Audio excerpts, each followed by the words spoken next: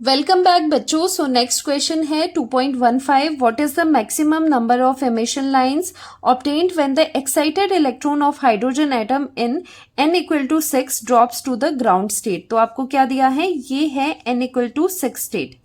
तो यहाँ से ड्रॉप हो रहा है इलेक्ट्रॉन, ड्रॉप हो रहा है यहाँ से n इक्वल टू 1 लेवल पे। ग्राउंड स्टेट मतलब this is the ground state, n equal to 1 level पे ये ड्रॉप हो रहा है।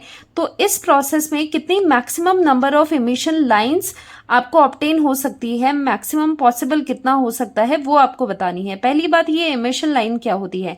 इमिशन लाइंस हमेशा आती है जब इलेक्ट्रॉन किसी हाई लेवल से किसी लोअर लेवल पे डी एक्साइटेशन करवाता है। ठीक है, जब ये इलेक्ट्रॉन यहाँ से लोअर लेवल पे डी एक्साइट होगा तो उससे क्या होता है, एनर्जी निकलती है। ठीक है, तो वो जो इमिशन के दौरान जो एनर्जी इमिट होती है डी एक्साइटेशन के दौरान, और उसी से ही इमिशन लाइंस आती है। ठीक है, इमिशन स्पेक्ट्रा में।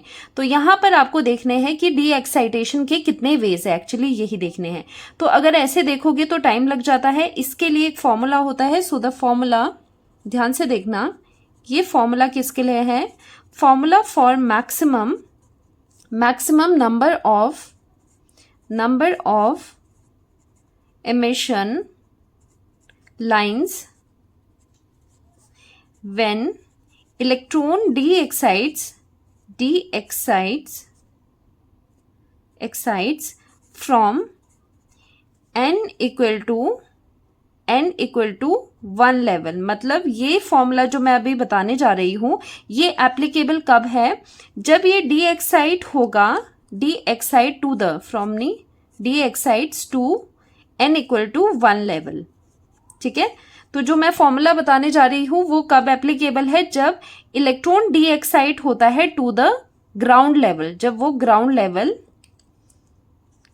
लेवल पे आता है। ठीक है, सो फॉर्मूला क्या होगा? मैक्सिमम लाइंस के लिए फॉर्मूला आता है n into n-1 divided by 2। ये वाला फॉर्मूला आप यूज करते हैं। n क्या है?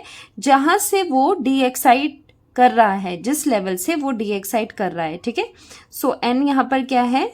जिस लेवल से डी एक्साइट करे, जैसे 6 से कर रहा है तो यहाँ पर 6 वैल्यू पुट करो, 6 into 6-1 divided by 2।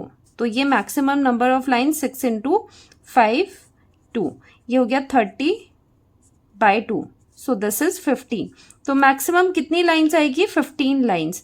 So answer क्या है? मैक्सिमम लाइन्स, इमिशन लाइन्स कितनी बनेगी? 15 लाइन्स बनेगी।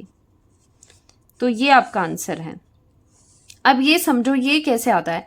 देखो, this is the first level, उसी तरह ये सेकंड आएगा, third, fourth, fifth and this is sixth. ये second, third, fourth, fifth and sixth है। जब इलेक्ट्रॉन यहां से नीचे आएगा तो इसकी पॉसिबिलिटी क्या है कि ये 6 से कहाँ जाए? 6 से ये 5 में भी जा सकता है। देखो, जरूरी नहीं कि अगर आप कह रहे हो कि 6 से फर्स्ट में आना है तो वो डायरेक्टली ही आएगा, वो उसकी मर्जी है। 6 से वो सोच सकता है कि थोड़ी देर में 5th लेवल पे ही आराम कर दूं, या फिर वो सोच सकता है कि इलेक्ट्रॉन यहां से डायरेक्टली 5th को स्किप करते हुए सीधे ही 4th पे जाया जाए। तो 6 से 4th पे भी जा सकता है डायरेक्टली, 3rd पे भी जा सकता है, 2nd पे भी जा सकता है, 1st पे भी जा सकता है।